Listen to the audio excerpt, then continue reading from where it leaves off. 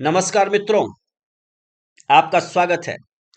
मैं अतुल कुमार आपसे कुछ चर्चा करने जा रहा हूं। बहुत छोटी सी बात है और वह है भागो मत। बस इतना ही संदेश है, भागो मत। अब देखिए, हम सब अपने जीवन में आराम खोजते हैं और आराम खोजते खोजते कभी कभी अपने को कायर बना लेते हैं। होता क्या है कि सब कुछ हमें मिलता जाता है, फिर हमारा मन सुविधा की तरफ भागता है, हम संघर्ष करना छोड़ देते हैं। हुआ तो ये कि लोगों ने अपने घर के सामने के चौराहे को छोड़ दिया, घर के बाउंड्री में आ गए। बाउंड्री में भी उन्हें डर लगी कि समस्याएं हैं वो आ गए ड्राइंग रूम में। ड्राइंग रूम में भी लगा कि खतरा है, तो बेडरूम में आ गए। बेडरूम में भी खतरा है, तो वो पलंग के नीचे घुस गए। लेकिन समस्याओं ने उनका पीछा नहीं छोड़ा। असल बात तो यह है कि आप जहां हैं वहीं पर चुनौतियों का सामना कीजिए, नहीं तो आप यहां जी नहीं पाएंगे। ये एक बहुत बड़ा संदेश है। चाहे आप स्टूडेंट हो, अगर मैं टीचर की भूमिका में बात करता हूं, तो देखिए क्या होता है, कोई नया चैप्टर खोलता है, आप हमारे प्राण सूखते हैं। हम भी स्टूडेंट रहे हैं, आज हम टीचिंग कर रहे हैं, तो हमारे सामने भी कठिन समस्याएं आती हैं। कंसेप्ट की समस्या आती है, समाज में बाहर निकलेंगे करप्शन की समस्या आएगी। आप बसों में है, मेट्रो में है, एयरपोर्ट में है, कहीं भी आपके पास समस्याएं तो है। समस्या मुक्त जीवन नहीं है, सुख दुख के दोनों तीरों से चल रहा राह मनमानी है, ये ऐसा जीवन है। तो उपाय क्या है? उपाय है उससे संघर्ष करो और महावीर बनो।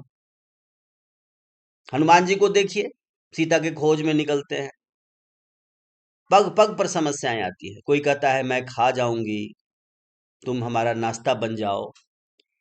कोई कुछ कह रहा है, कोई कहता है आराम कर लो, तरह तरह से प्रलोभन, लेकिन वो सबको झेलते हुए आगे बढ़ते हैं। तो मैं बहुत लंबी बात नहीं करूंगा, विवेकानंद स्वामी के जीवन से एक छोटी सी बात करूंगा।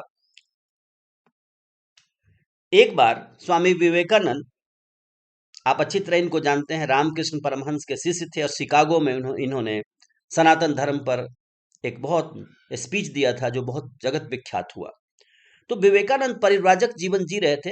4 वर्ष तक इन्होंने भारत की सर्वत्र यात्रा की, तीर्थ यात्रा की, कमंडलू लेकर के और गैरिक वस्त्र पहन करके। इसी यात्रा के समय एक बार वो बनारस में थे और बनारस के तीर्थों को, मंदिरों को देख रहे थे। तो वो किसी दुर्गा मंदिर के पास से गुजरे और वहां पर जैसे ही मंदिर से बाहर निकले, बंदरों का बहुत बड़ा झुंड था। बनारस, मथुरा, अयोध्या, आगरा, ये सब बंदरों से भरे हैं, आप जानते हैं। बंदरों को लगा, ऐसा भ्रम हो गया कि इनके पास कुछ खाने पीने की सामग्री है, कुछ प्रसाद है। तो बंदर इनके पीछे हो लिए। तो स्वामी जी ने अपनी गति बढ़ाई चलने की, तो बंदर भी और तेज गति से चलने लगे। स्वामी जी दौड़ने लगे तो बंदर भी दौड़ने लगे। अंत में खदेड़ करके उन बंदरों ने स्वामी जी को पकड़ लिया। अब कोई उनका कुर्ता फाड़ता, कोई पगड़ी नीचे खींचता, कोई पैर में काट रहा है, और इस तरह से स्वामी जी बंदरों के चपेट में आ गए, बच न पाए। इतने ही में क्या हुआ कि स्वामी जी को परेशान देख करके दूर से एक आवाज आई, किसी सन्यासी की आवाज थी, भागो मत, इन दुष्ट बंदरों का सामना करो। बस इतना ही कहा, भागो मत। ये 2 शब्द स्वामी जी के भीतर प्रवेश कर गए। भागो मत। स्वामी जी तो भाग रहे थे। जैसे ही स्वामी जी खड़े होते हैं, बंदर भी खड़े होकर के पीछे की तरफ मुड़ते हैं। स्वामी जी ने उनको थोड़ा सा भगाया, खदेड़ा, तो वो भागना शुरू कर दिए।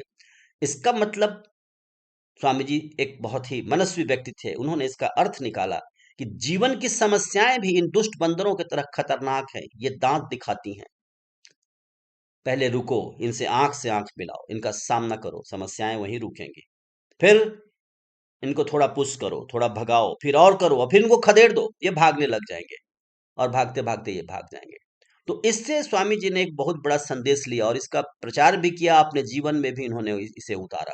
कुछ भी समस्या आती, कहीं भी कोई इस तरह की चीज देखते जो समाज के लिए वांछित नहीं है, स्वामी जी उसका विरोध करते। स्वामी जी संस्कृति पर प्रवचन देने के लिए अमेरिका गए थे और चंदा मांग करके पैसा एकत्र किया गया था। वहां जाने पर शिकागो के पार्लियामेंट में भाग लेने गए थे, उसका डेट पोस्टपोन्ड हो गया और इनके पास पैसे न थे। तो अब फिर यही बंदर आया इनके सामने, परिस्थिति बन के, खतरनाक परिस्थिति। इच्छा तो हुई कि लौट जाएं, फिर किसी मालवाही जहाज से गए थे, वैसे ही किसी जहाज से व्यवस्था करके पीछे लौट जाएं।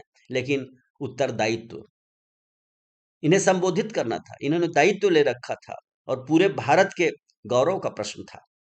तो एक तरफ भागने की इच्छा, खतरनाक बंदर दांत दिखाता है, और दूसरी तरफ ये दायित्व। स्वामी जी को फिर याद आया इसी तरह की बात, भागो मत। हनुमान जी कभी भागते नहीं थे, चाहे वो कालनेमी हो, चाहे वो सुरसा हो, चाहे वो लंकनी हो, चाहे अक्षय कुमार जैसा राक्षस हो, या मेघनाथ। हनुमान जी कभी भागते नहीं थे।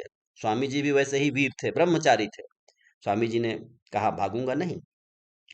ठंडे दिल से, ठंडे मन से इसका उपाय निकाला और एक सस्ते शहर बोस्टन में चले गए। वहां अमेरिकन लोगों के बीच छोटी छोटी सभाओं में भाषण देते, अमेरिकन मन को, मानस को समझते। और धीरे धीरे वहां से इनको रेफरेंस रिकमेंडेशन मिला, और फिर जाकर के इन्होंने पार्लियामेंट ऑफ रिलीजन में, धर्म के संसद में, एक अभूतपूर्व ऐतिहासिक भाषण दिया, जिससे भारत का सर, भारत का मस्तक ऊंचा हुआ। तो दो शब्द, भागो मत, अगर इसे हम अपने जीवन में उतार लें, बस इसी को जीवन में उतार लें, हमारे विद्यार्थी, हमारे प्रोफेशनल, हमारे कवि, किसान, दार्शनिक, प्रशासक, योद्धा, सब के लिए ये संदेश है, भागो मत।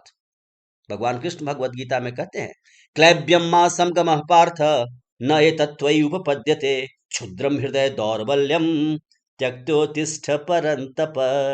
हे परंतप, उठो, उठो, हृदय की क्षुद्र दुर्बलता को झाड़ फेंको, कमर कस के उठ खड़े हो जाओ, बस उठ के खड़े हो जाओ, फिर समस्याएं तुम्हें देखकर भागने लगेगी और तुम सफल हो जाओगे। तो हमारे प्रिय छात्रों, हमारे प्रिय विद्यार्थियों, हमारे प्रिय मित्रों, हम सब के लिए ये एक बहुत बड़ा संदेश है, और वो बस दो शब्द है, भागो मत, भागो मत। जब हम नहीं भागेंगे तो हम भारत को एक महान देश बना देंगे, knowledge super power. Okay, powerful India. धन्यवाद। जय श्री राम, जय भारत, जय जगत।